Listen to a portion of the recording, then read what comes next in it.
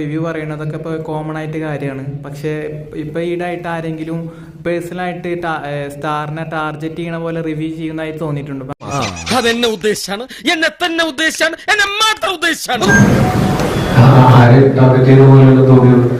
എന്നെങ്കിലും അവൻ എന്റെ കൈ കിട്ടി ഞാൻ ആ നായിന്റെ മോനെ പിച്ചി ചീന്തി ഞാൻ അവന്. അല്ല, അങ്ങനെ സോഷ്യൽ മീഡിയയിൽ അങ്ങനെ ചർച്ച നടക്കുന്നതാണ് ചോദിച്ചത്. അങ്ങനെ ഇതുവരെ കഴിഞ്ഞില്ലേ? ഇപ്പൊ പ്രേക്ഷകരും അതേപോലെ തന്നെ ട്രോളിലും അതേപോലെ ഉണ്ണി തന്നെയാണ് പറയുന്നത്. എന്റെ ഒരു സാധനം കളഞ്ഞു പോയി. എന്താ സാധനം? സമാധാനം. അതുകൊണ്ടാണ് ചോദിച്ചത്.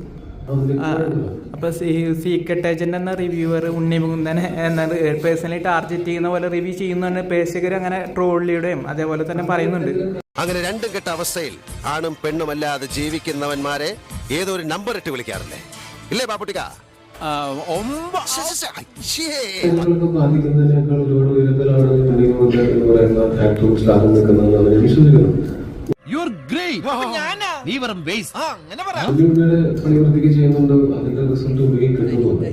രാവിലെ അണ്ണാക്കിലോട്ട് 2 തോടം വെളിച്ചെണ്ണ ഒഴിച്ച് ആ നാക്കിന് ചില്ലറ വ്യായാമം കൊടുക്കുക.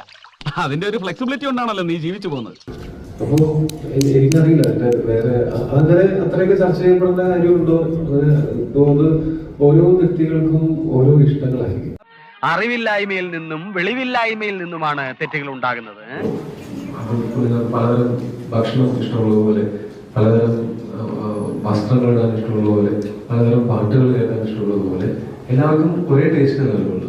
എന്റെ അണ്ണ തൊഴിലാളിയെ എനിക്ക് പ്രതികരിക്കാൻ ദൈവം തന്നെ ഈ ഒരു ആയുധം എന്റെ കയ്യിലുള്ള അണ്ണ. അതൊക്കെ ബാധിക്കാവുന്നതിനേക്കാൾ മുകളിലാണ് എന്നാണ് ഞാൻ വിശ്വസിക്കുന്നത്. അസൂയക്കും കുശുമ്പിനും കഷണ്ടിക്കും അവനും മരുന്നില്ല. അതുകൊണ്ടാ നമ്മള് പണി വൃത്തിയായിട്ട് ചെയ്യുക എന്നുള്ള നമ്പറിലേക്ക് പ്രത്യേകിച്ചൊന്നും ചെയ്യാനില്ല. വലിയ മണ്ട ശിരോമണി. സംസ്കാരത്തിൽ പാര പാണ്ഡിത്യത്തിൽ സംസ്കാര ശൂന്യൻ.